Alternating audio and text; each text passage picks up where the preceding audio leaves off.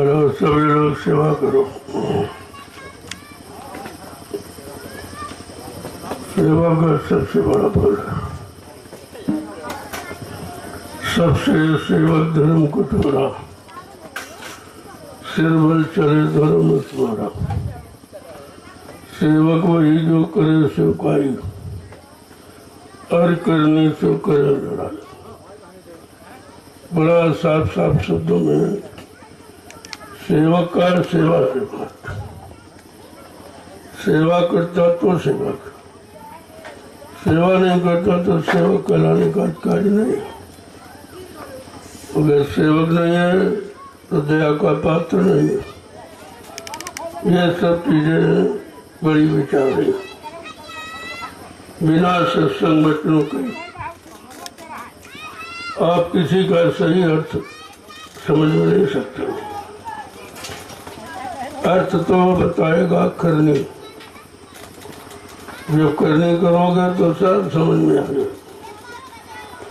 फिर किसी से पूछने की जरूरत नहीं पड़ेगी कि हम सेवा करें न करें, कैसे करें, कम करें, ज्यादा करें।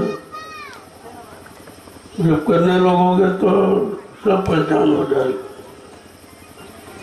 कि हमको सेवा करना चाहिए, सत्संग सुनना चाहिए और भजन करना चाहिए।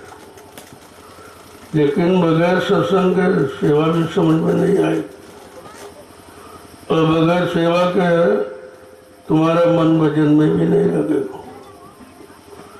मन में इतना गर्व गुमान घमंड है कि वो कुछ करना ही नहीं चाहता। अपने अनुसार जिसमें उसको रस मिले, इसको मनोरंजन कहते हैं, वो तो करेगा, लेकिन आध्यात्मिक कोई भी काम नहीं करेगा। और जब तक ये करेगा नहीं तब तक इसकी समझ में नहीं आएगा। इसलिए संत महापुरुषों ने करनी पर जोर दिया, कथनी बकनी पर नहीं, करनी पर। कबीर साहब ने भी कहा कि जब तक मैं कथनी करी दूर रहा जगदीश, और करनी कर कथनी करी तो पायो सतनो, काल सच्चानंद प्रकाश। जब मिला, जब मैं करनी में लगे, करनी करने लगा। यानी जो संत महापुरुषों ने बताया उसको करने लगा। जब करने लगा तो समझ में आ गया। बगैर करे तो आप नहीं बता सकते हो किस कर्म का क्या लाभ है, किस कर्म का क्या हानि है। ये तो करनी ही बताएगी। लेकिन संत मतनी करनी कुछ अलग है। भौतिक जगत की करनी तो सभी लोग करते हो। कितने युगों से वही आपको सिखाई गई, क्योंकि संत कलयुग में आए तो उन्होंने करने की बात की कि जब तक जीव करनी नहीं करेगा, वो भी आत्मिक करनी। शारीरिक इंद्रियों की तो सभी लोग करते हो। जब शरीर इंद्रियों की करने की तो उसका अभ्यास हो गया, उसका अनुभव हो गया। अब जब अभ्यास हो गया तो उसी में हम लग गए। इतना लग गए कि उसे बंद नहीं कर पा रहे। बंद करने में मन को कष्ट हो रहा। लेकिन जब कलयुग में संत पधारे तो उन्होंने करनी को बदल दिया। उन्होंने कहा ये भौतिक जगत की करनी तो तुमको फंसाने वाली है, अब आध्यात्मिक करनी तुम्हें भौतिक जगत से निकालने वाली है। जब धीरे धीरे धीरे संतों के शरण में आप गए, उनके करीब, और उनके परमार्थी आध्यात्मिक वचनों को सुना, और धीरे धीरे जो उन पर आपने गुणन मनन किया और अपने जीवन में आपने पालन करना शुरू किया, तब यह समझ में आया कि वास्तविक करनी तो ये है जिसके लिए हम सबको मानव तन मिला। मानव शरीर भौतिक करने के लिए नहीं मिला, आध्यात्मिक करने को, यानी आत्मा के कल्याण के लिए। तो मन की कल्याण सुख सुविधा की बातें आप जान गए और उसको आपने उसी में लगा लिया मन। अब वो मन भौतिक जगत की करने का आदी हो गया तो बंद नहीं कर पा रहा, और किसी ने बताया भी नहीं कि भौतिक जगत की करने के अलावा और भी कोई करने। ये तो कलयुग में जब संत पधारे तो उन्होंने ये रास्ता खोला और जीवों को बताया कि तुमको आत्मिक करने के लिए मानव तन मिला, यानी आत्मा के कल्याण के लिए। जब धीरे धीरे संतों के करीब आए तब उनको पता चला कि भौतिक कर्म क्या और आध्यात्मिक कर्म क्या, तो किस कर्म का क्या लाभ है। तो धीरे धीरे धीरे जब सत्संगों में आने लगे, वचनों को सुनने लगे, आदेश पालन करने लगे, तब आपकी समझ में सब आने लगा। अब धीरे धीरे जीव निर्णय लेने लगा, नहीं नहीं हमें क्या करना चाहिए, क्या नहीं करना, कैसे कर्म करने चाहिए, कैसे कर्म नहीं करने, कैसा मानव शरीर का खान पान है और कौन सा खान पान नहीं। जब इस पर विचार करोगे तब कुछ न कुछ आपकी समझ में आएगा कि बहुत युग सतयुग त्रेता द्वापर निकल गए, इसी भौतिक जगत की करने में फंसे हुए। अध्यात्म के बारे में किसी ने बताया नहीं, क्योंकि आत्मा का कल्याण कैसे हो, आत्मा का कल्याण कौन करेगा, आत्मा परमात्मा से कैसे मिलेगी, आत्मा अपने सच्चे घर मंडल मुकाम कैसे जाएगी, ये तो पता चला जब आपने संतों की शरण ली और उनके आध्यात्मिक वचनों को सुना। तब ये पता चला कि हम गलत जगह फंस गए और किसी ने हमारी मदद नहीं, किसी ने बताया नहीं। तो बताता कौन जब वो बताने वाले आए नहीं थे। वो तो भी कलयुग में आए हैं, लगभग 750 वर्ष अभी पूरे होने जा रहे हैं जब से संत महापुरुष आए। तो उन्होंने अपना ये आध्यात्मिक कर्म की जानकारी लोगों को दी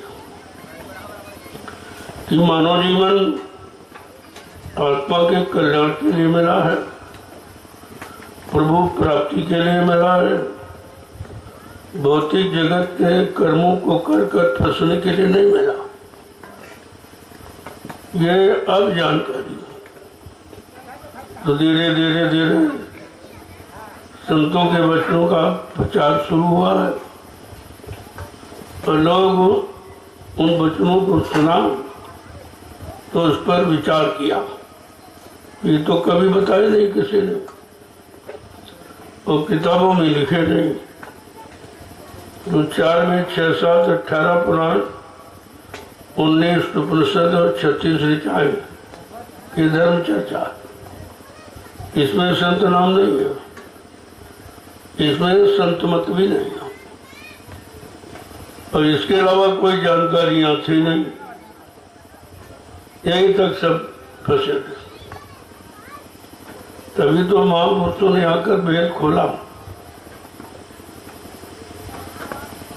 क्या उन्होंने कहा कि वेद थके ब्रह्मा थके और थकी गए शेष महेश, और गीता का जो गम नहीं वो सतगुरु का देश।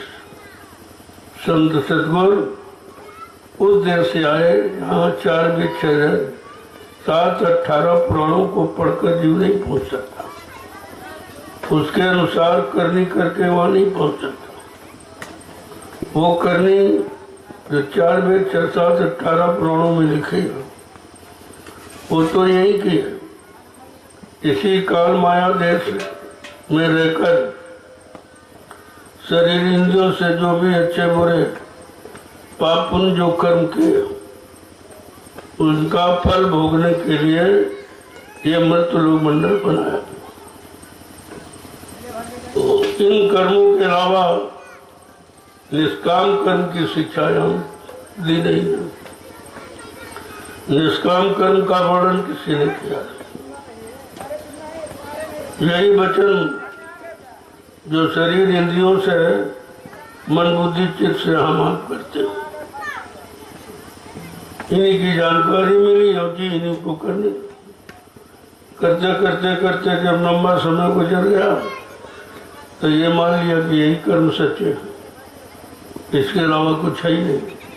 बस ये जीव की अज्ञानता और फंसा हुआ, इसी को संत महापुरुष खत्म करने के लिए आए कि नहीं नहीं ये नहीं है, इसके अतिरिक्त और कुछ है जो तुम्हारे लिए यानी मानव शरीर के लिए वो करनी, वो कर्म अलग है।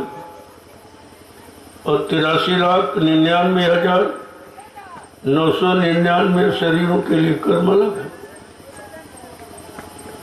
वो कर्म है केवल संसारिक जगत में रहने के लिए, बार बार जन्म मरण आने पाने के लिए। लेकिन इससे छुटकारा मिले, हम लोग निकले अपने घर चले, ये तो जानकारी नहीं दी।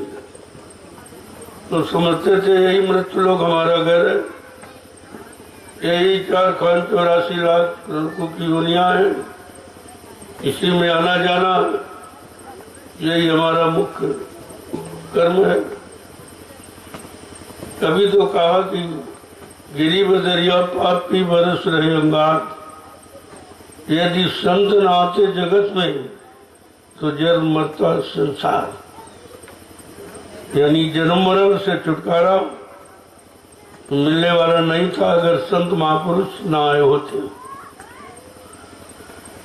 अब देखो कितनी बड़ी महिमा संतों की, जिस महिमा से हम लोग बहुत दूर थे।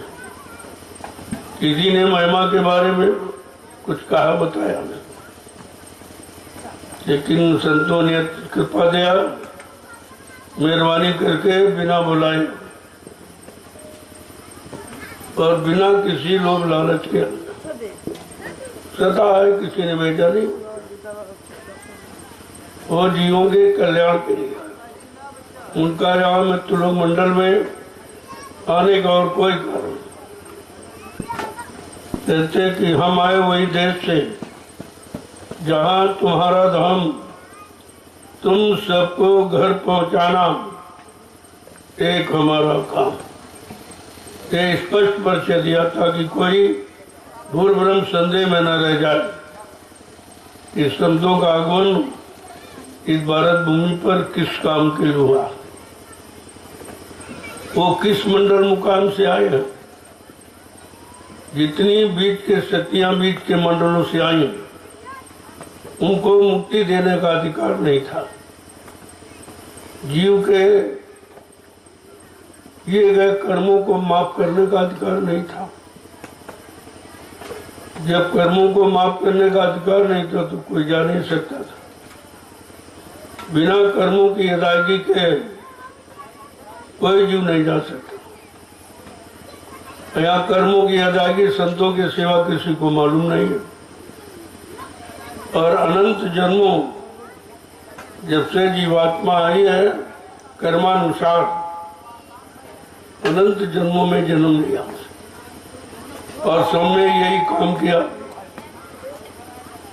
यही मृत्यु लोक में रहने वाले कर्म, निकलने वाले कर्म तो किए नहीं, क्योंकि निकलने वाले कर्मों को कराने वाले, बताने वाले संत महापुरुष आए ही नहीं थे। तो बताता कौन?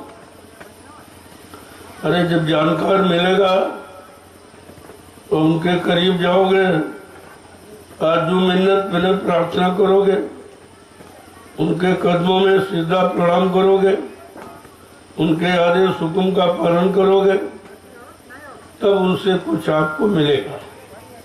ऐसे मिलने वाला कुछ नहीं, तब मिलेगा।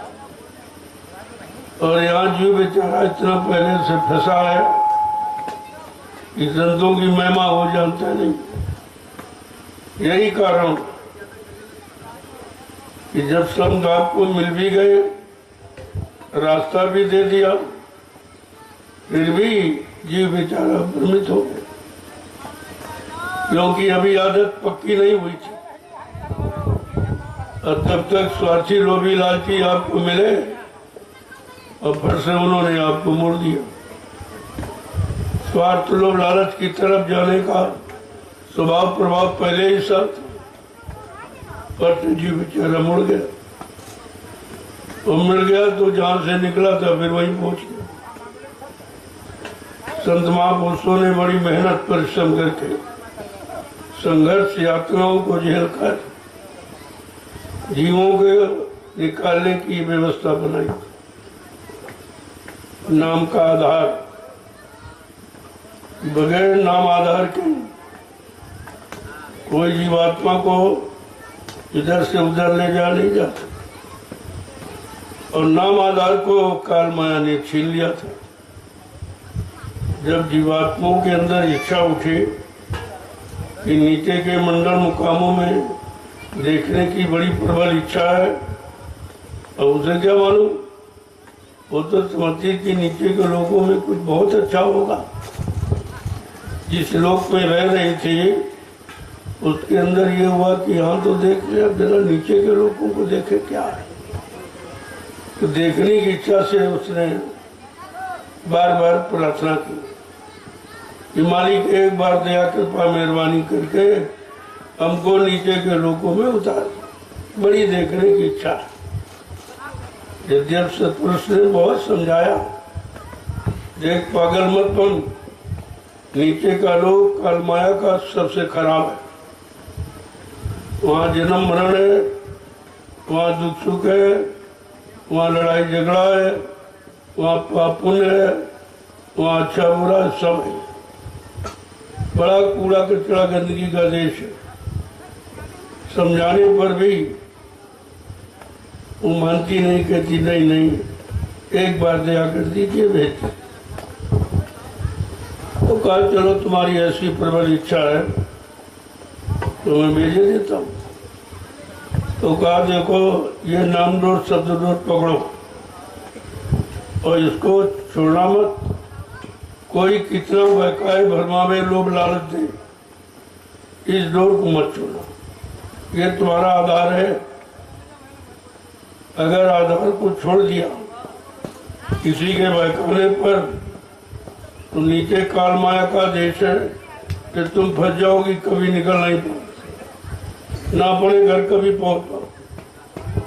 तो समझा बुझाकर सत्पुरुष ने जीवात्मा को सत्यलोक मंडल से उतारा। जैसे नीचे उतारा तो सत्यलोक के नीचे कारण लोक है, जो 5 तत्वों का शब्द स्पर्श रूप रस गंध, ये 5 तत्व। सत्यलोक में तो कोई शरीर है नहीं, इस तरह पंचभौतिक शरीर हाथ पैर नाक मुंह वाला नहीं। जब अंग नहीं तो उस पर कोई पर्दा डालने की जरूरत नहीं। लेकिन जब सत्यलोक के नीचे जीवात्मा को किसी लोक मंडल में उतारा जाएगा तो नंगा नहीं भेजा जाएगा, कपड़ा पहरा कर।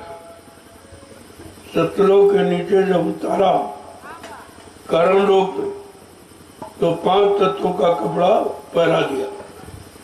शब्द स्पर्श रूप रस, ये 5 तत्वों का कपड़ा पहरा दिया। और जब कारण लोक के नीचे जीवात्मा को सत्पुरुष ने उतारा तो कारण लोक के नीचे सूक्ष्म लोक है, जो 9 तत्वों का शब्द स्पर्श रूप रस गंध चतुष्ट अंतःकरण मन बुद्धि चित्त और अहंकार, ये 9 तत्वों का कपड़ा पहना दिया। जिस पत्रुष ने हम सब जीवात्माओं को सूक्ष्म लोक के नीचे उतारा, तो सूक्ष्म लोक के नीचे लिंग लोक है। इसी को संतों ने देवलोक कहा। जब लिंग लोक में जीवात्मा को उतारा गया, जो 17 तत्वों का है, 10 इंद्रियां, चतुष्संताकरण, सतोगुण, तमोगुण, रजोगुण, ये 17 तत्वों का कपड़ा पहरा दिया। और जब लिंग लोक के नीचे जीवात्मा को सत्पुरुष ने उतारा, तो लिंग लोक के नीचे स्मृत लोक है, जिसको संतों ने स्थूल लोक कहा। जब यहाँ उतारा तो ये इसमें तो 5 तत्व, ये 5 तत्वों का जल, पृथ्वी, अग्नि, वायु, आकाश, ये 5 तत्वों का कपड़ा पहरा दिया। अब जीवात्मा पर कितने खोल कवर चढ़ गए? 4। पहला कारण, दूसरा सूक्ष्म, तीसरा लिंग और चौथा स्थूल। ये 4 कपड़े उसको पहरा दिए। मोटा कवर, मोटे कवर में। तो कहा कि जब तक इन 4 कवरों को उतारा नहीं जाएगा, तब तक जीवात्मा को कोई निखारी खड़ा करके अलग नहीं कर पाएगा, घर पहुंचा। अब इन 4 तत्वों को कौन उतारेगा? इसीलिए साफ साफ कहा कि जो 4 कब्रों को उतारेगा जीवात्मा पर, जो 4 कब्रों को उतारना जानता है वो नामदान देगा। ये सब नहीं देंगे, ये देने वाले नहीं, सुनाने वाले। और तुमने देने वाले सुनाने वाले का अर्थ नहीं समझा कि नामदान देने वाला कौन होता, सुनाने वाला कौन होता, देने वाला अधिकारी है कि सुनाने वाला अधिकारी है, तो जानकारी आपको देंगे। तो धीरज से काल माया ने देखा कि तो बहुत मजबूती कपड़ा पहन के आई, इस पर तो हमारा प्रभाव नहीं पड़ पाएगा। तो अपना प्रभाव जमाने के लिए काल ने क्या किया? पूछा कि अरे भाई तुम अपने लोग से आई हो, क्या लेके आई हो?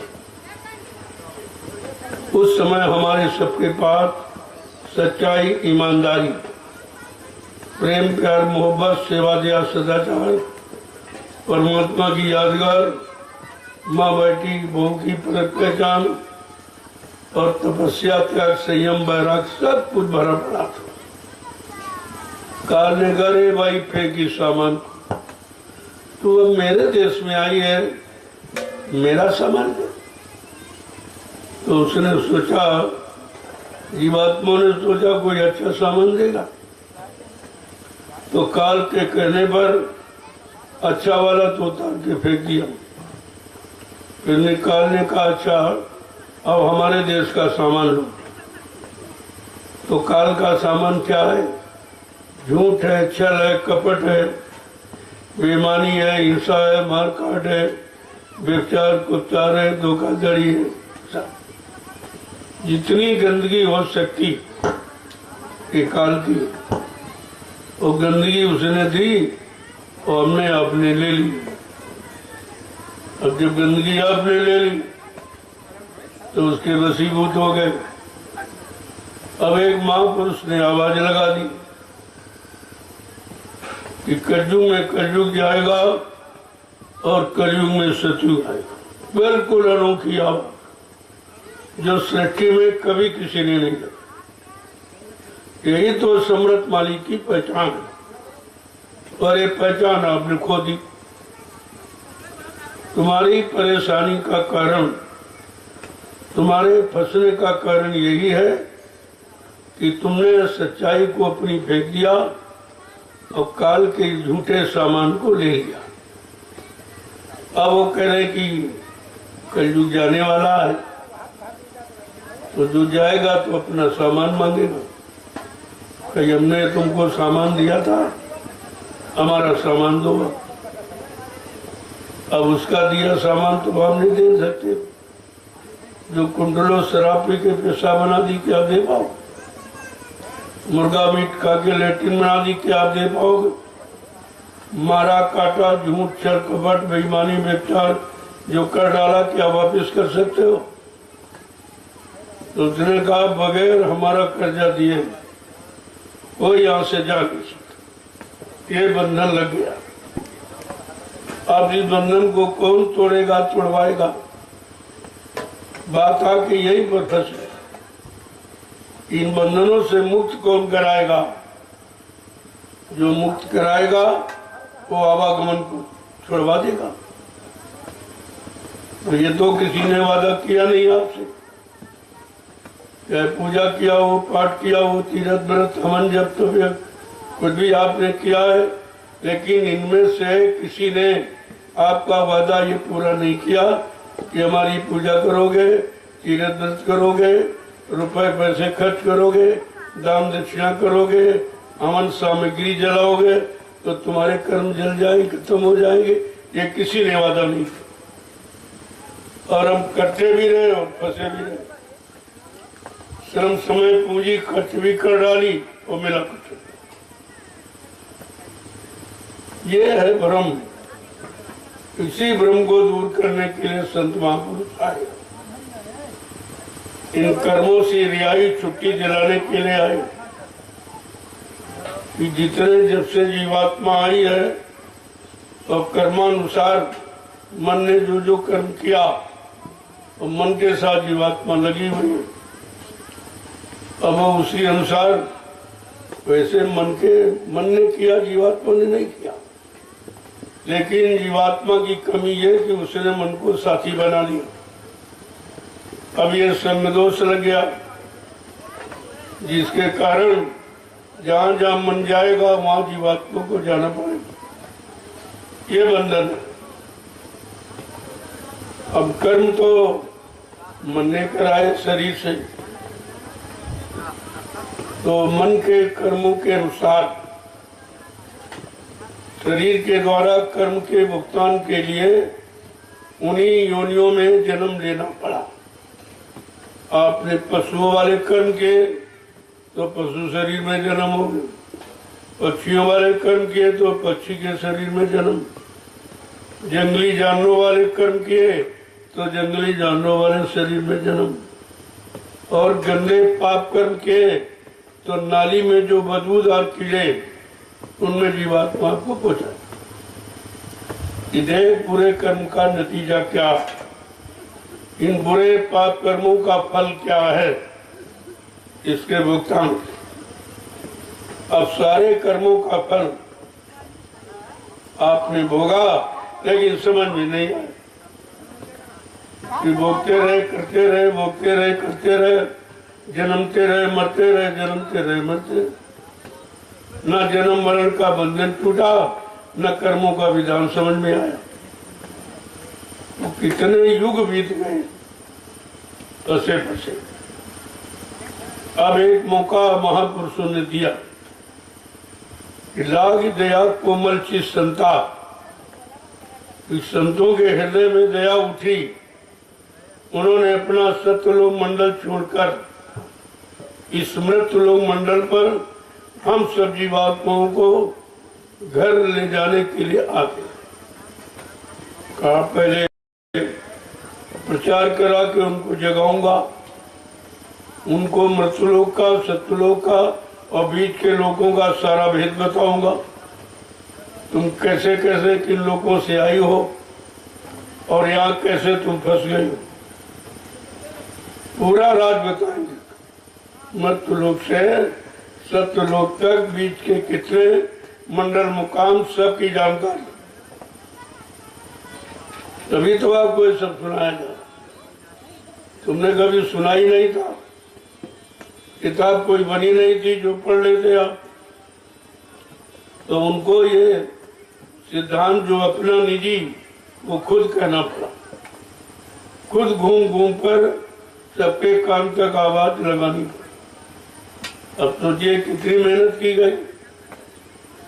आपकी जीवात्मा के कल्याण के लिए संत महापुरुषों ने कितनी मेहनत, कितना परिश्रम, कितना संघर्ष यातना, क्योंकि लोग तो मार डालने के लिए तैयार हो। वो बेचारे क्या जाने कि कौन सी शक्ति है, किस लिए आई है। वो सोचने लगे हमारे काम में बाधा डालने आ गए, हमारा मन जहाँ रमा था, लगा था, तो उसकी मौज मस्ती कम करने आ गए, तो बेचारे विरोधी बन गए। जो तुम्हारे सहयोगी उनके तुम विरोधी बन गए। जो तुम्हारे हित कल्याण के लिए आया उससे बैरभाव करने लगे, उनकी निंदा आलोचना बुराई करने लगे, तरह तरह से उनको सताने लगे। लेकिन वो दयाल पुरुष है, वो कभी श्राप नहीं देते, किसी का कभी अहित नुकसान नहीं करते, ये उनके धर्म में नहीं है। और तुम बराबर समझे रहे कमजोर हैं, कमजोर हैं, हम गाली दे रहे हैं, कुछ नहीं सुनते हैं, हम तरह तरह से बदनाम करते, झूठे कलंक लगाते, वो कुछ नहीं कहते। वो जानते सुनते सब हैं, कहते क्यों नहीं है? क्योंकि जो जीवों को निकालने के लिए आया वो बुराई बुराई से नहीं डरते, वो झूठे कलंकों से डरते नहीं है, क्योंकि उनका कोई लोभ लालच, कोई मान सम्मान सामान लेने का तो काम है नहीं। तो लेकिन लगातार बुराइयां सुनते रहे,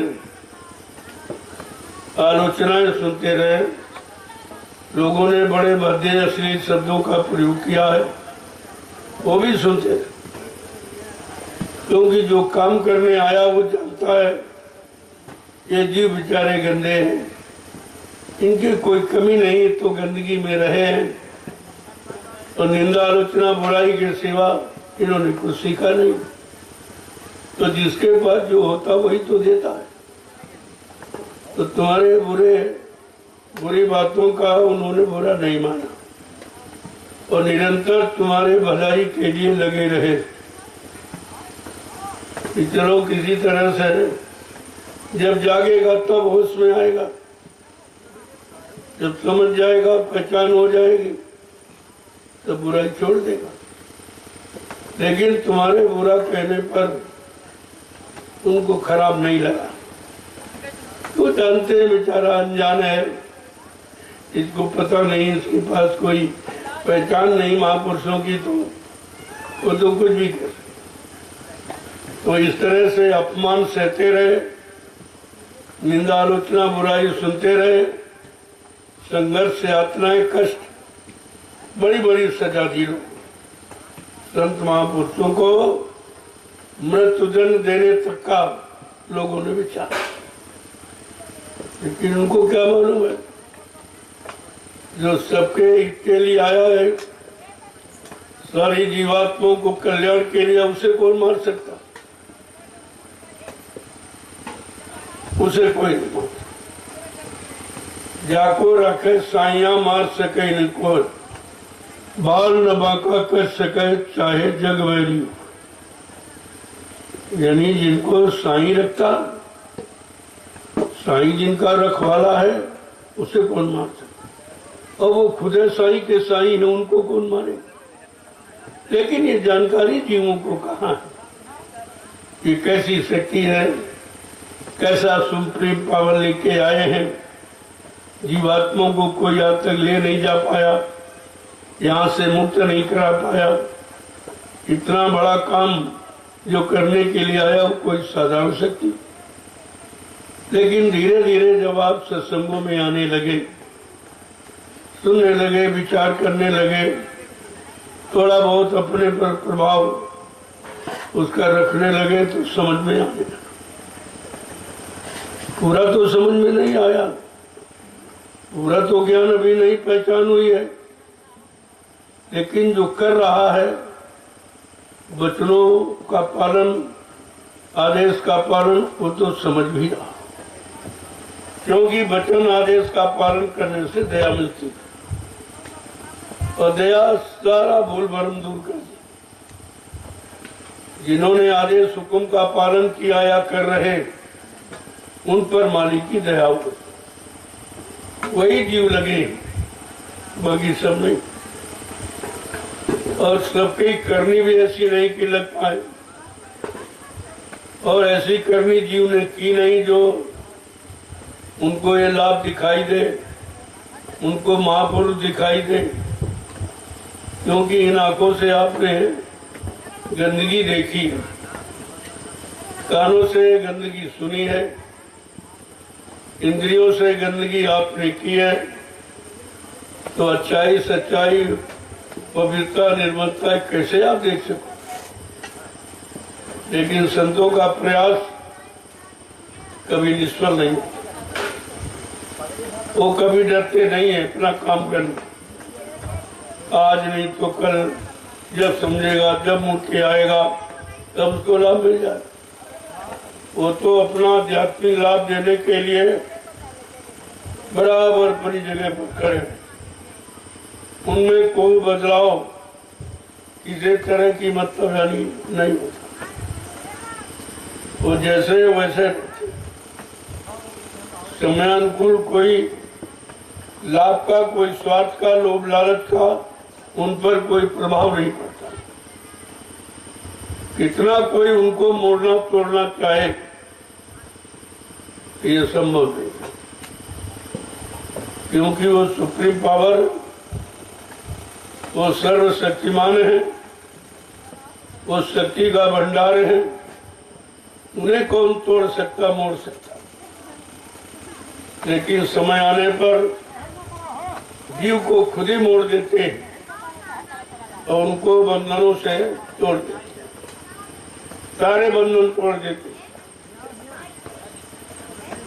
तो जब आप सत्संग में आओगे तो ये चीज मिलेगी, वैसे आप कहीं चले जाओ ये चीज नहीं। संतों की किताबें तो लोग पढ़ते हैं, लेकिन पढ़ के करते नहीं। उनका भी अनुभव अधूरा है, झूठा है। जिसने पढ़ के किया या पढ़ा है करने के लिए, वो तो कुछ जान गए, और जो पढ़ पढ़ के सुनाते रहे, दूसरों को किया कुछ नहीं, तो वो भी अधूरे हैं, और जिसको सुनाएंगे वो भी अधूरा है। भाई पढ़ने से कोई काम हल नहीं होता, सुनने से कोई चीज आपके हाथ नहीं लगती, वो तो लेने से, और लेने के लिए पूरी शक्ति चाहिए, श्रम समय पूंजी। किसी काम को करने के लिए, किसी काम में सफलता प्राप्त करने के लिए 3 चीजों की जरूरत है, श्रम समय और पूंजी। तो ये तीनों का अभाव है।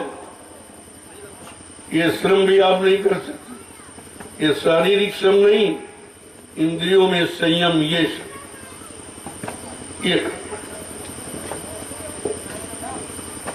इसलिए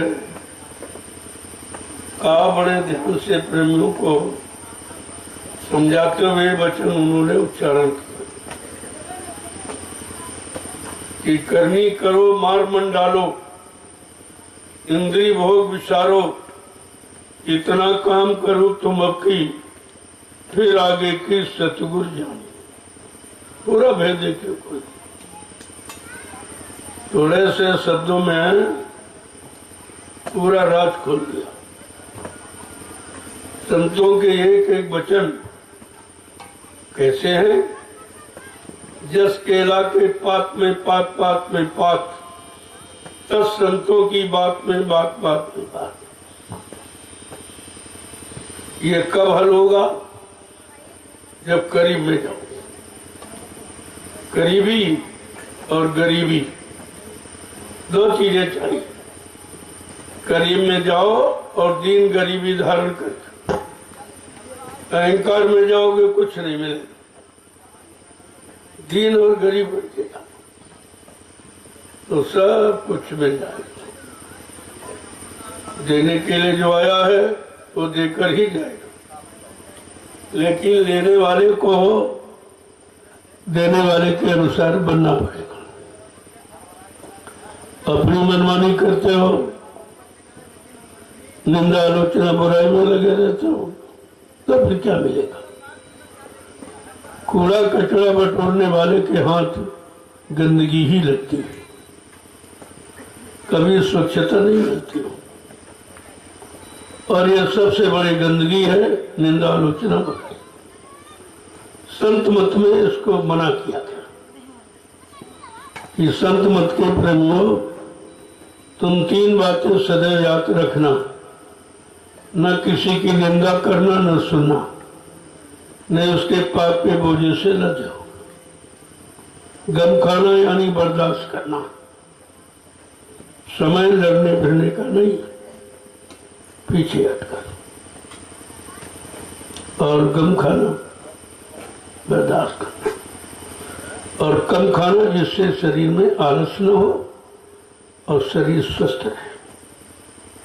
जिस भोजन को जितना पचा सको उतना लो, या जैसा परिश्रम करते हो उसके अनुसार लो, तो भोजन का तत्व आपको मिलेगा।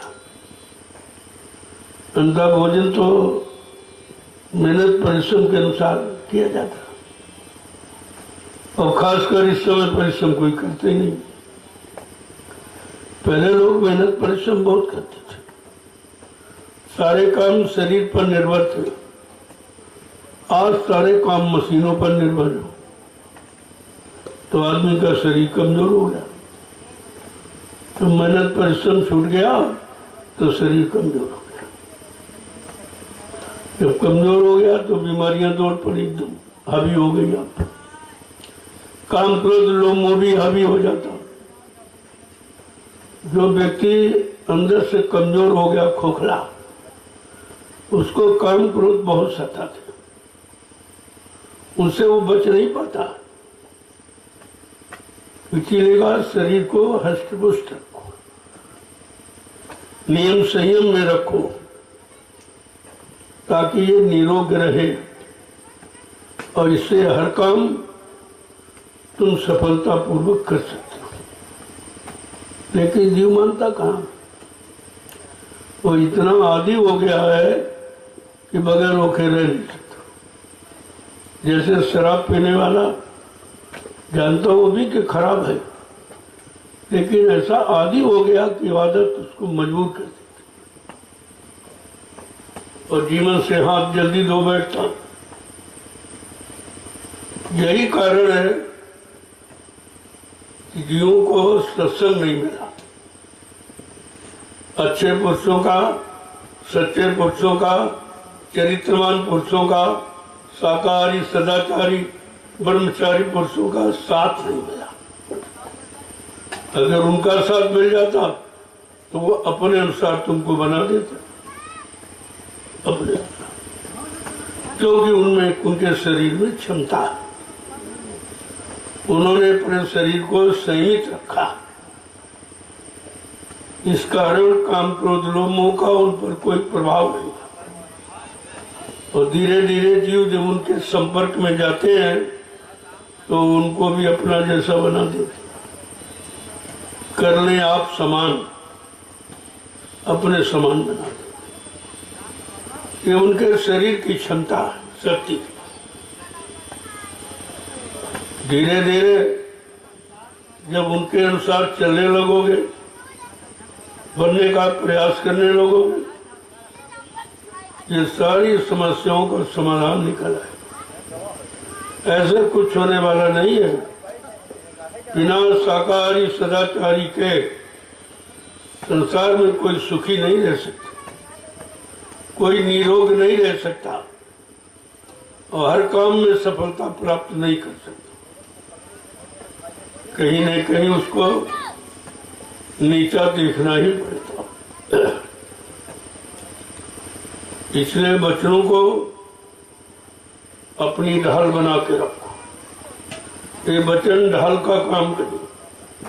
कोई बार होगा, अगर बच्चों को आपने सही तरीके से पकड़ा, अपने जीवन में उतारा है, जीवन में उतारा है, ये संतों के वचन ढाल का काम करे।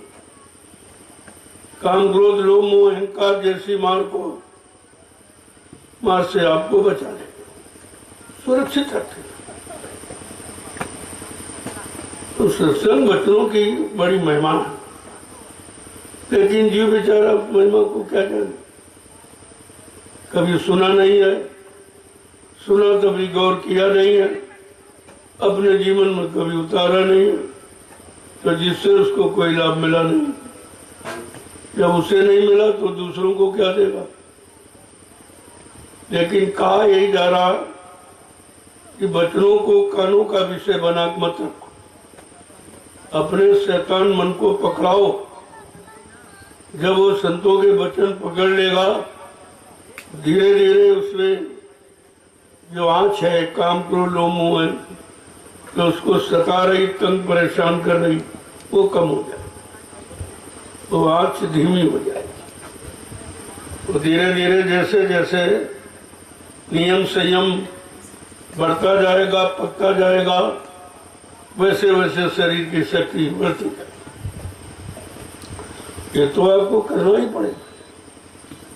संत मत के प्रेमियों को, जिनको अपनी आत्मा का कल्याण करना है, उनको तो नियम संयम का पालन करना ही, बिना किए कुछ नहीं। इसलिए उन्होंने मना नहीं किया कि घर गृहस्थी परिवार में रहो, बाल बच्चों के बीच रहो, लेकिन थोड़ा संयम से। अब संयम शब्द का इशारा बेचारा नहीं समझ पाया, तो उन महापुरुष को खोल के कहना पड़ा कि 29-30 दिन महीने में होते हैं, 29 दिन ब्रह्मचर्य का पालन करो, और एक दिन किसी कारण पर टूट जाए तब भजन करो, और 29 दिन संयम किया तब भजन करो। तुम्हें पता चल जाएगा कि ब्रह्मचर्य संयम के कोई भजन कर ही नहीं सकता, किसी का मन स्थिर नहीं हो सकता। और मन के हारे हार, मन के जीते जी। मन तुम्हारा हार चुका है, अपने आप को विषय भोगों से हार गया, इसलिए ये कोई अच्छा सच्चा काम नहीं कर पाता। इस मन की जीत कैसे होगी कि मन के कहे चलो मत कोई, अब सतगुरु कहे करो तुम सोच। अब वो करो जो सदगुरु आपको समय से आदेश देते हैं। मन का कहना तुमने बहुत माना है, 3 युगों से मान रहे हो और फंसे पड़े हो। उसका कहना मान के फंस गए, अब सदगुरु का कहना मान के निकल आओ, निकल आओ। समझ में आ जाएगा कि निकलना कहां से होगा, फंसना कहां से हुआ, दोनों चीज। इसीलिए कलयुग में सत्संग रखा, अन्य युगों में कथा वार्ता, केवल सत्कर्म करने की, शुभ कर्म करने की। लेकिन कलयुग में शुभ कर्म करने के लायक शरीर आपका नहीं। शरीर विषय भोगी है, रोगी है, शक्तिहीन है, बलहीन है, बुद्धिहीन है, चरित्रहीन है। लिहाजा शरीर से आप कुछ कर ही नहीं सकते। तो उन्होंने आत्मा का विषय रखा, शरीर के विषय को छोड़कर आत्मा का विषय। आत्मा को जगाने के बाद, अभी तक आप 3 युगों में मन को जगाते रहे और जगाकर भोगों में लगाते रहे और सारी शक्ति को नष्ट करते रहे, मेरा आपको कुछ नहीं। और कलयुग में जब संत पधारे तो उन्होंने कहा नहीं भाई, आत्मा को जगा, मन को जगा, देख लिया, मन को जगा के लगा के सब कुछ करके देख लिया। अब जरा जीवात्मा को जगाओ और नाम में लगाओ, देखो तुम्हारा काम होता कि नहीं। और बहुत सरल है। सरल कब है? जब उनके वचनों को मानोगे तब। आदेश हुकुम का पालन करोगे तो सरल हो जाएगा, नहीं तो बहुत कठिन है। जब ऋषि मुनि तपस्या करके नहीं मन को शांत कर पाए, मन को भोगों से अलग नहीं कर पाए, मन से काम क्रोध लोभ मोह अहंकार को हटा नहीं पाए। योगी योग साधना करके मन पर कंट्रोल नियंत्रण नहीं कर पाए और अवतारी शक्तियां मार काट हिसाब बड़ा बहादुरी का परिचय दी, लेकिन मन को नहीं ठीक कर। उनके मन ने उनको भी धोखा दिया, वो भी नहीं बच पाए। तो ये आप कैसे बच जाओ? तो ब्रह्मचारी ब्रह्मचर्य का पालन करके भी नहीं कर पाए। बिना गुरु के तुम शरीर से भी कोई काम अच्छा नहीं कर सकते। शरीर के कोई संयम का लाभ बगैर गुरु के दया के आप नहीं पाते। तुम्हें मालूम है नहीं है ये लाभ मिलेगा कैसे? तो बेचारे सब किए, लेकिन समय बेकार चला गया। जंगलों में चले गए, सब परिवार छोड़ा कि नहीं रहेंगे तो काम क्रोध से विजय पाएंगे, लेकिन वहां भी मन ने धोखा दिया। इसलिए किस कारण कि बिना गुरु का चेला और बन बन फिरे अकेला। अगर सच्चा आध्यात्मिक गुरु नहीं है, जीवात्मा को जगाने वाला, परमात्मा से मिलाने वाला, तो इस मन के धोखे से कोई बच ही नहीं पाया। इसने सबको धोखा दिया। जंगल में गुफा में बैठे से सिंह ऋषि 6000 वर्ष तपस्या की, लेकिन मन ने धोखा दे दिया। एक वैसे ने लूट लिया। देखो काम कितना प्रबल है। 60-60 हजार वर्ष तपस्या करने पर काम को नहीं जीत पाए सिंह ऋषि।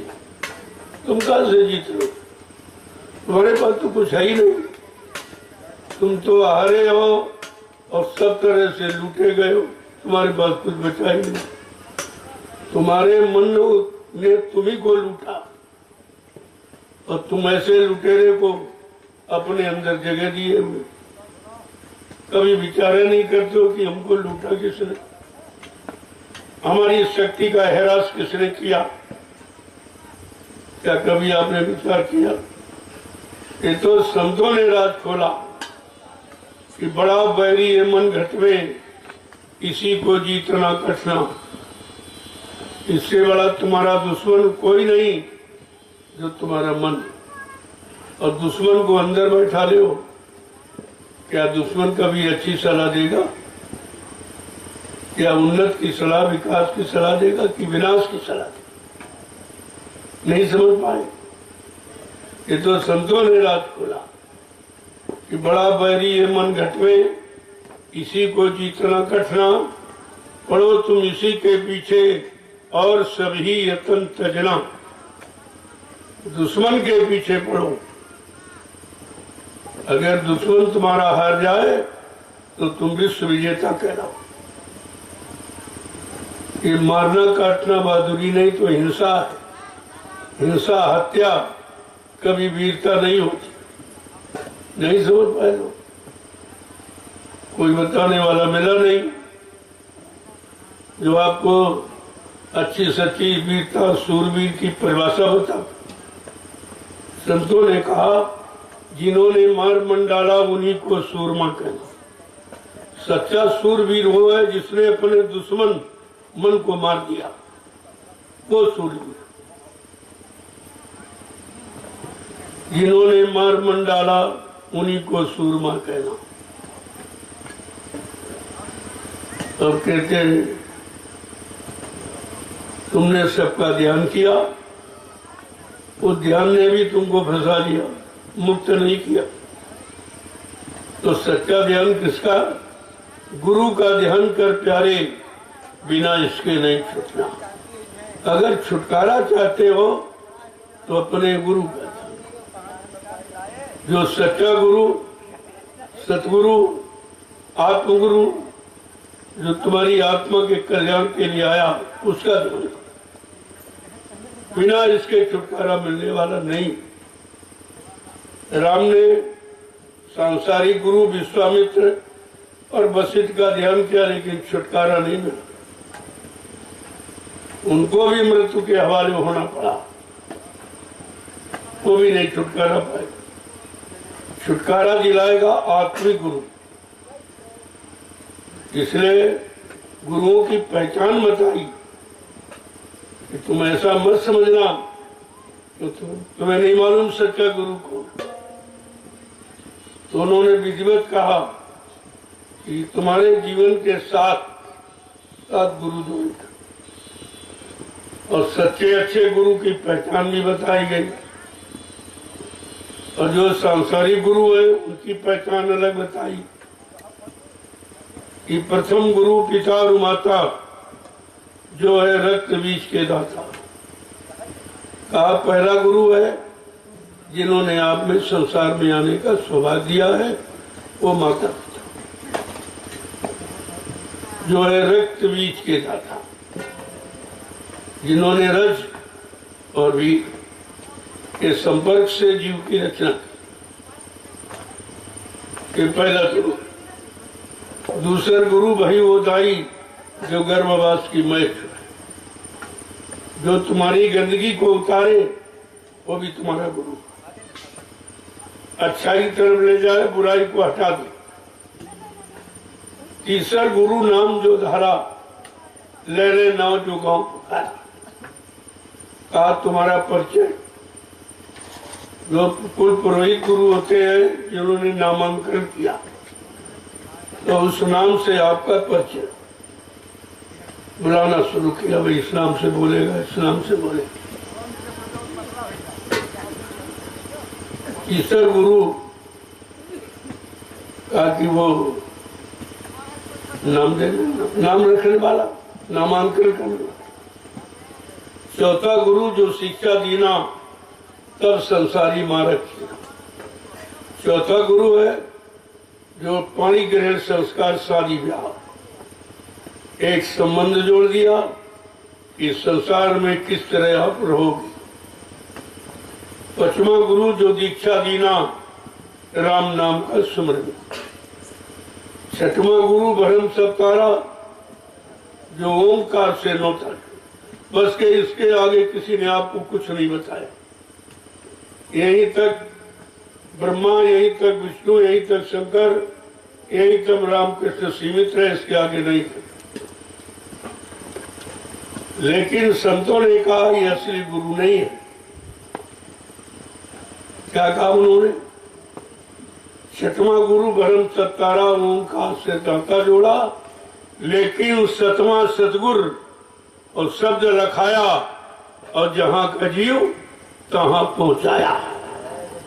ये है सच्चा गुरु, ये आत्मिक गुरु है, इसी को सदगुरु कहते हैं।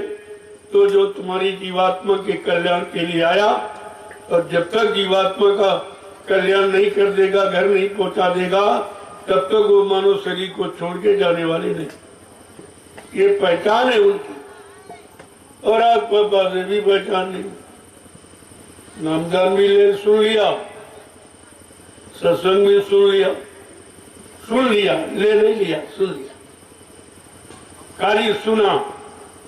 अगर लिया होता तुम्हारे पास होता, उसका तुम कभी न कभी प्रयोग करते, और प्रयोग करते तो उसकी सच्चाई तुम्हारे पास होती। लेकिन तुमने सुना था, सत्संग भी सुना, नामदान भी सुना, गुरु के बारे में सुना, लेकिन लिया नहीं, किया नहीं, तो आपके पास है कुछ नहीं। सब भूल भुलैया का कारण बन के रह गया। तो इस तरीके से जब महापुरुषों के वचनों के सुनोगे, एक एक शब्द तुम्हारी समझ में आ जाए। फिर सुनकर अपने मन को पकड़ाओ, मन से कहो अब तू इन वचनों को याद कर। अभी तक तूने जो वचन याद किए वो सब तेरे नुकसान के लिए, तुझे खराब करने के लिए, लेकिन अब सतगुरु के वचन ये तुझे पाक साफ निर्मल पवित्र बनाने के लिए उच्चार। तो धीरे धीरे आपका मन करने लगेगा, कभी करेगा, कभी नहीं करेगा, कभी कम करेगा, कभी छोड़ देगा। लेकिन जब तुम कहा पढ़ो तुम इसी के पीछे, जब अपने मन के पीछे आप पड़ गए, तो एक न एक दिन उसे स्वीकार करना ही पड़े। अगर तुम्ही ने पीछा छोड़ दिया तो वो तो वैसे भी नहीं चाहता, तो आपने पीछा छोड़ दिया, वो फिर वही चला गया जाकर। तो एक एक वचन को बड़ी सावधानी सुना करो, अपने मन को उन वचनों से समझाओ। तुम इधर उधर भाषणबाजी करते हो, इनको समझाओ उनको, अरे उनके समझाने से तुम्हारा क्या काम बना? पहले अपने मन को समझाओ। जिसने अपने मन को समझाना जान लिया तो सबको समझा दे, क्योंकि मन की स्थिति लगभग एक ही है इस समय कलयुग में। विषय भोगों के सिवा कोई स्थिति है। तो कहा अपने मन इधर उधर समझाना बंद, झांकना ताकना बंद करो, अपने में झांको कि तुम्हारे अंदर कोई गलत करनी तो नहीं प्रवेश कर रही, कोई गंदा खान पान तो नहीं जगह बना रहा, गंदी कोई संग सोबत का असर प्रभाव तो नहीं पड़ रहा, कोई गंदे कर्मों में तो हम नहीं लग रहे जा रहे। ये निरंतर छानबीन अपनी मन की करो, तब संत मत की असली पहचान आपके अंदर आए। जय गुरुदेव, जय गुरुदेव, जय गुरुदेव। नाम किसका? जय गुरुदेव। नाम किसका? प्रभु का प्यारा नाम। देखो ये काम आप अनोखा करो। क्या जंगल में कोई सत्संग स्थल बना पाया आज तक? ये पहला काम अनोखा। जंगल में कोई सेवा करा पाया? ये अनोखा। जंगल को मैदान का रूप देकर ये कोई करा पाया? इस उबड़ खबड़ जमीन को लेवल बनाकर जीवों के लिए अच्छे काम के लिए तैयार करना पहला। ये सब अनोखा काम आपके सामने हो और आप ही उसके करने वाले हो। लेकिन आपको यह कभी नहीं पता था कि ये जंगल में हमें आना होगा। यह जंगल में सत्संग स्थल बनेगा। जंगल के जीवों को भी ये समय के वचन सुनने का अधिकार मिलेगा।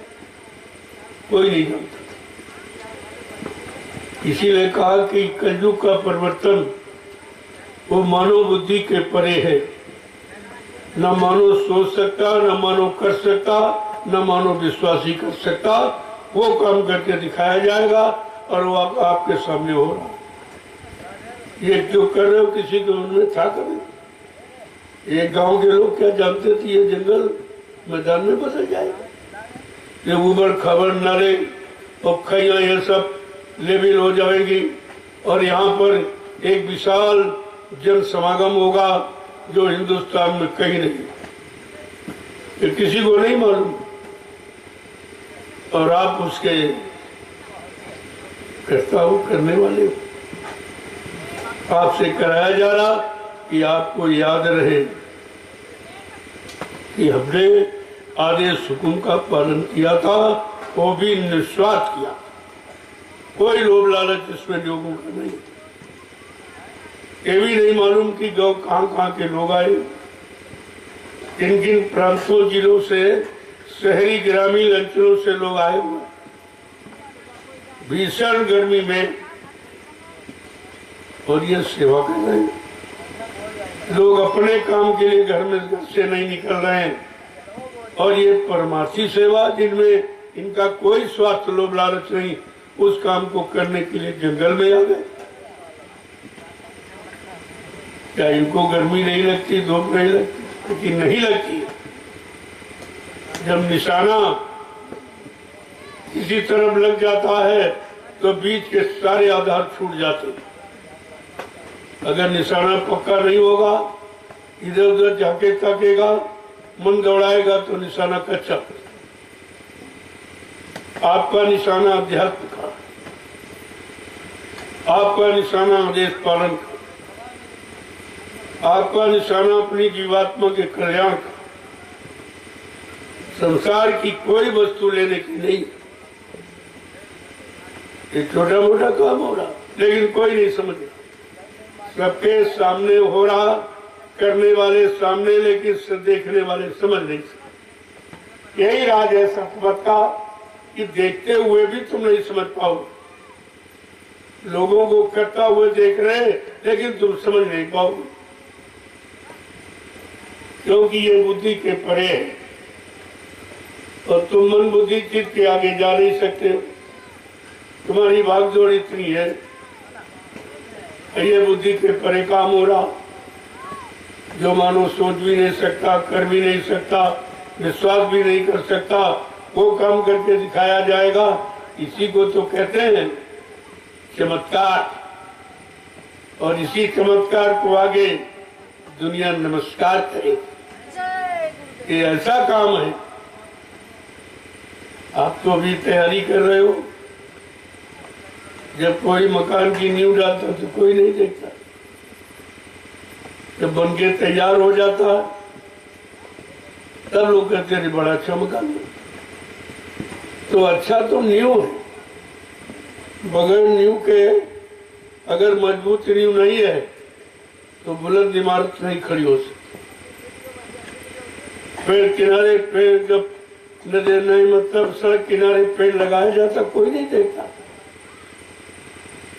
लेकिन जब पेड़ बड़ा हो जाता, छाया और फल देने का भी तो सबको तलाश होता।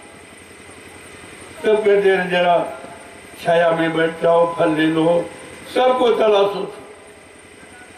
इसी तरह से जो तुम काम कर रहे हो इसकी तलाश आगे होगी। जब इस 88,000 ऋषियों की तपोभूमि पर जल सैलाब आएगा, जो हिंदुस्तान में शहर कस्बों में लोग नहीं इकट्ठा कर पाए, कोई जंगल में एकत्र हो जाएगा। इस चमत्कार को देखकर दुनिया नमस्कार करेगी। अपने काम में लगे रहो, तुम्हारा निशाना कुछ और है, देखने वालों का विचार कुछ और है, इसलिए देखने वालों की तरफ अपने विचार नहीं ले जाना है, करने के चलते, क्योंकि वो आदेश पालन से हजारों को दूर खड़े हैं, आदेश पालन की महिमा जानते नहीं है, बच्चों को कभी सुना नहीं था तो उनकी समझ में नहीं आता। लेकिन तुम्हारा निशाना पक्का होना चाहिए। और ये रात्रि परमार्थी संधान सेवा इतना बड़ा आश्चर्य सुनने में था, और तुम तो कर रहे हो, पूरा हिंदुस्तान तुम्हें देख रहा, ये सीधा प्रसारण हो रहा। कि आप रात्रि में परमार्थी संधान सेवा कर रहे हो, इसका सीधा प्रसारण। तुम तो अपने काम में लगे हो, तुम उनको नहीं देख रहे जो तुमको देख रहे, और ये बच्चे सीधा प्रसारण भेज रहे, सबको दिखा रहे कि देख लीजिए ये परमार्थी संधान सेवा रात्रि में हिंदुस्तान में कहीं हो रही है, अरे विश्व में कहीं नहीं। इस तरह की सारी सेवा अपने स्वार्थ लोभ लालच की तो रात में काम करते हैं, लेकिन जिनका कोई स्वार्थ हो, कोई लोभ लालच नहीं, वो नहीं करेगा, वो कोई नहीं करेगा। वो यहाँ नहीं विचारण में हो रहा जो कहीं नहीं।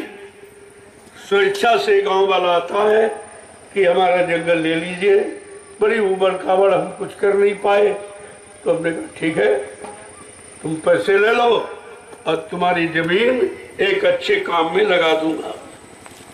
मैं तो जमीन उठा के ले नहीं जाऊंगा, जमीन भी आपके गांव में ही रहेगी और आपके बाल बच्चे उसका प्रयोग करेंगे, लेकिन आपकी समझ में नहीं आ रहा अभी, क्योंकि तुम्हारी समझ बहुत ओछी है, कमजोर है।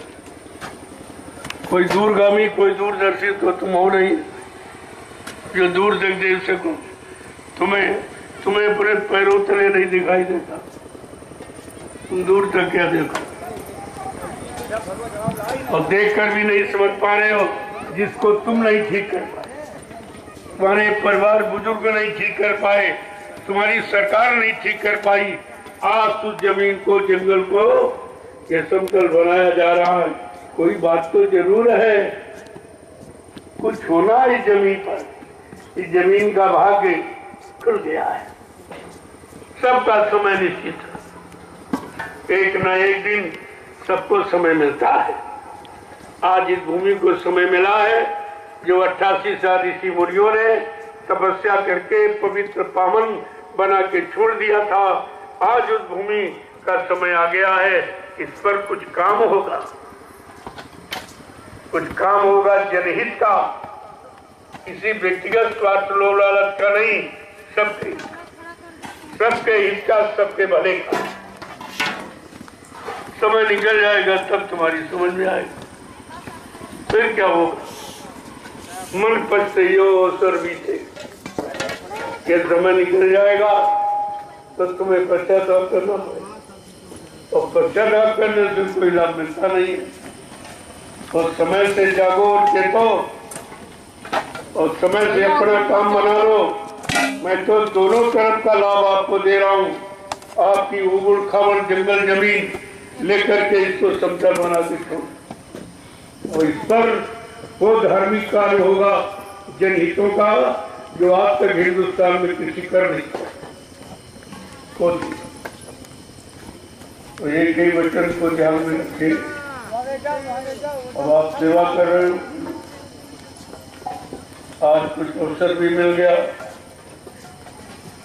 कुछ कुदरत खुश हो गई। यात्रा दर्शन लगा तो बारिश, यही से बारिश की शुरुआत मानी।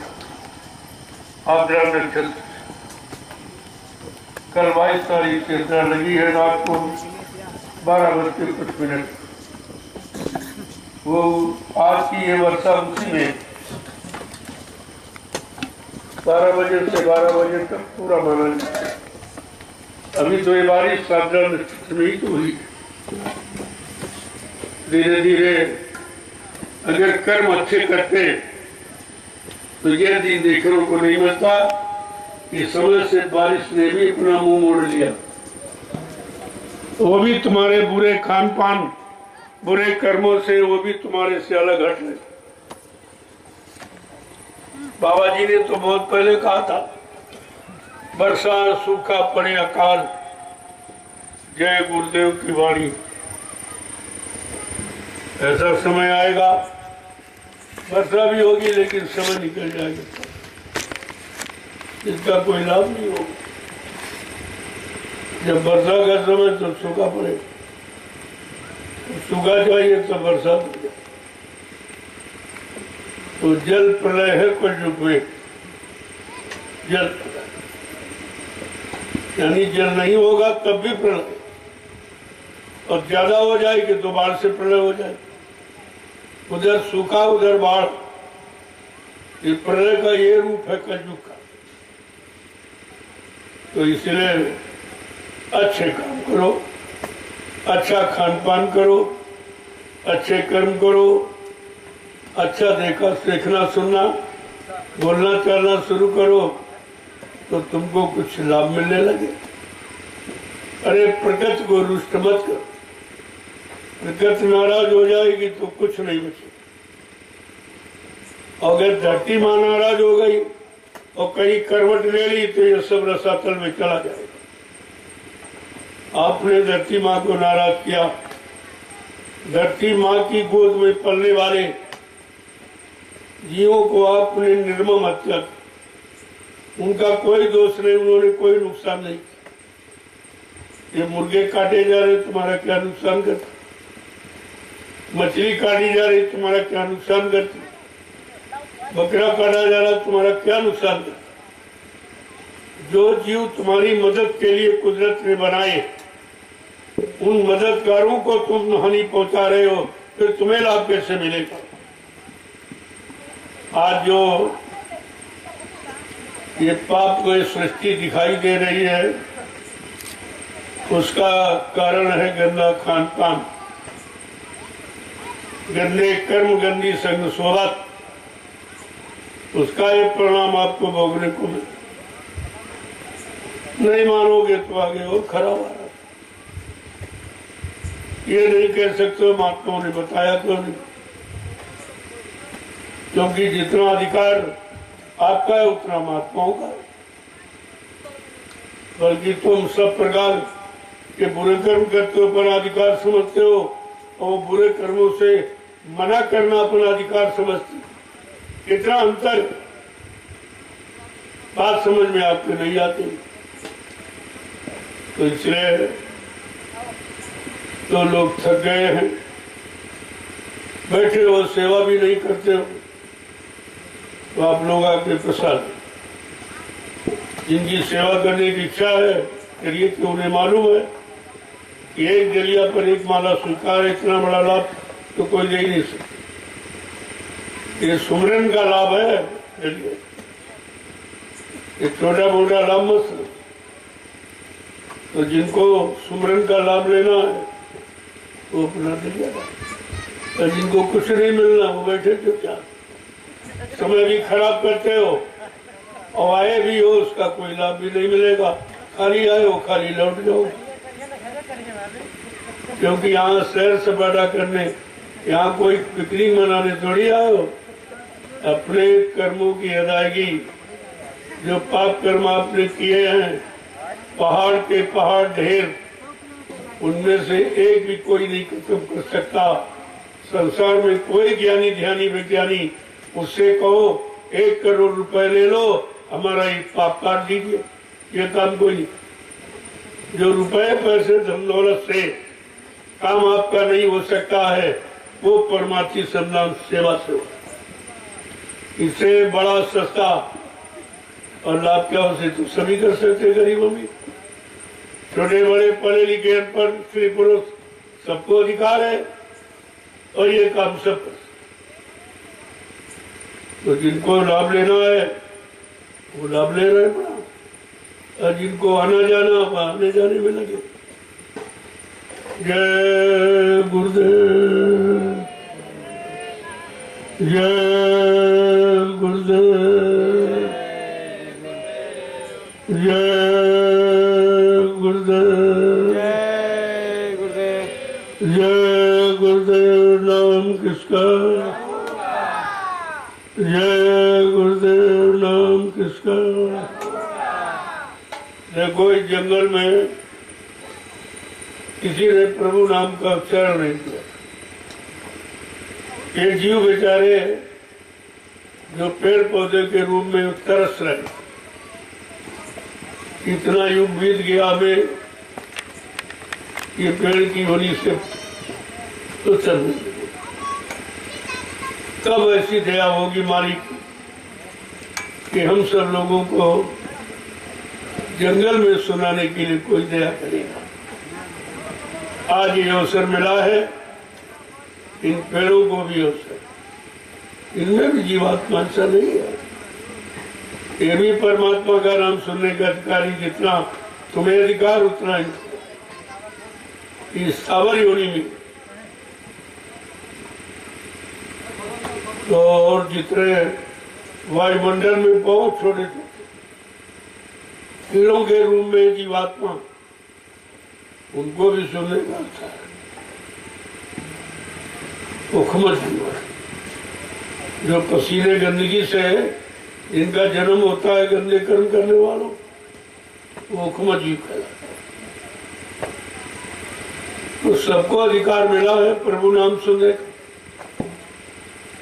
कलयुग में जितने हैं सबको प्रभु का नाम सुनने का अधिकार है, और इसी से काम होगा।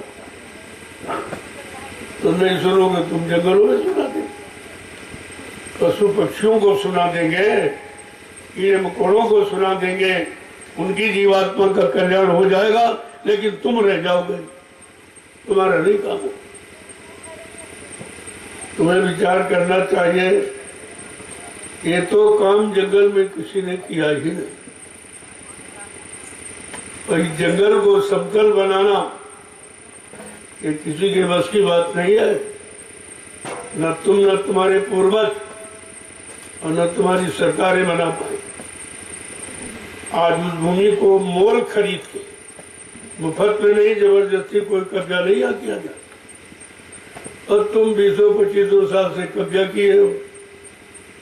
अब वो जमीन खरीदी गई है, जिसने पैसा लगाया वो तो वही कब्जा करेगा। तुम बिना पैसा के कब्जा किए हो 20 साल से, कि तुम अच्छा कर रहे हो। अगर जुर्माना लगवा दिया जाए तब क्या होगा? तब क्या होगा? जो 2-4 बीघे वो भी तुम्हारी चली जाएगी जुर्माना। ये मत सोचो कि बाबा कुछ जानते हैं, लेकिन हम कोई ऐसा काम करने नहीं आए। हम तुम्हारा भला करने भला कर रहे हैं। जंगल ऊसर बंजर भूमि को खरीद कर आपको पैसा देता हूं कि अपने बाल बच्चों के लिए अच्छी व्यवस्था कर। और ये तुम्हारी जमीन तुम्हारे गांव में रहेगी। तुम्हारे पीछे आने वाले यानी बाल बच्चों के काम आएगी। मैं कोई उठा थोड़ी ले जाऊंगा कहीं, जमीन कोई ले जाने वाली नहीं है। लेकिन पता नहीं तुम्हारी बुद्धि कैसी, तो समझ में नहीं आ रहा। हम तो दोहरा लाभ देते हैं कि जमीन का पैसा देते हैं और जमीन को अच्छे काम में लगाते हैं।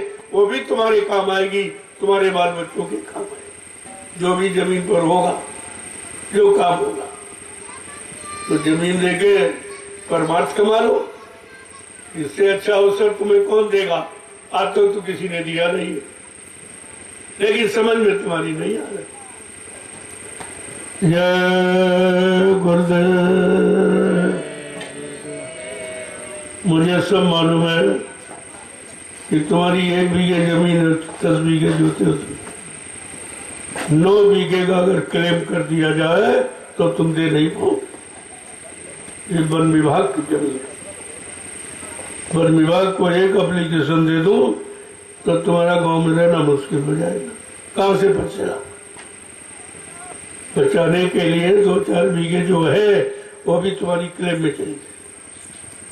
लेकिन मैं ऐसा कोई काम करने थोड़ी आया हूं। लेकिन मैं बता रहा हूं, तुम ये मत जानो कि बाबा कुछ जानते नहीं। ये ऐसे करोड़ों आदमी पीछे नहीं घूम रहा। तुम्हारे पास में 10 आदमी नहीं मिलेंगे, यहाँ करोड़ों आदमी है साथ। अभी एक छोटा परिचय आपको दूंगा। गुरु पूर्णिमा में इतने लाख लोग इकट्ठे होते, अगर उनको कह दो तुम महीनों पड़े रहेंगे। तुम क्या समझते हो? यहां से जाएंगे नहीं ऐसे तो। आप जानते हो कि भंडारी भोजन की यहाँ कमी नहीं है, अन्न की कमी तो है नहीं। यहाँ पड़े रहे, खाएंगे, अपना सेवा करेंगे। जय गुरुदेव, जय गुरुदेव।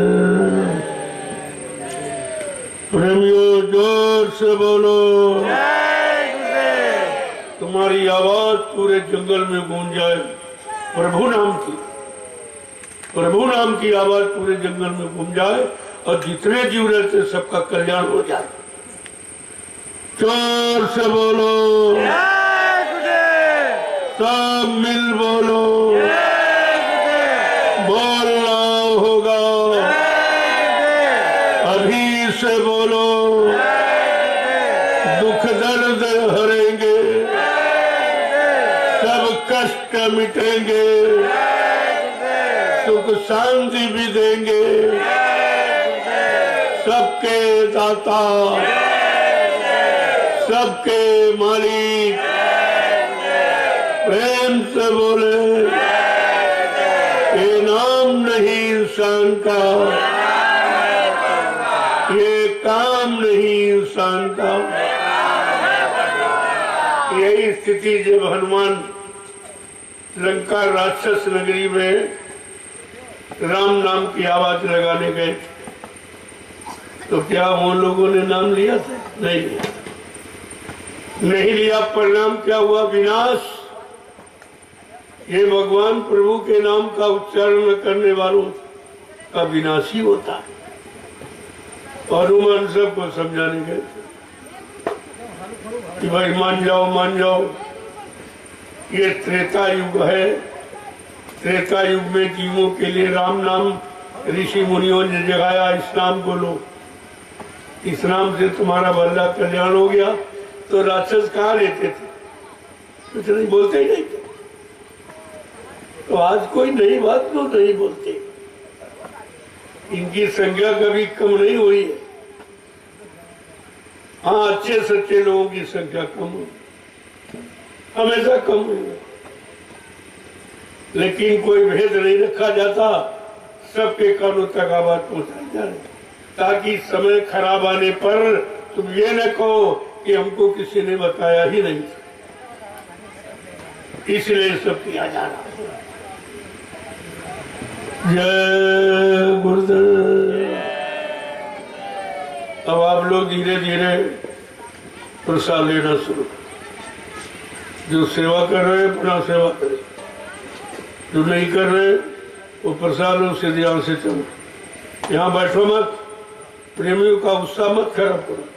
तुम लोग बैठ करके इनके उत्साह को खत्म कर रहे, एक तो करते नहीं हो और दूसरा इनका उत्साह बंद करते हो। प्रभु को पकड़ो, प्रसाद सीधे चलो। यहाँ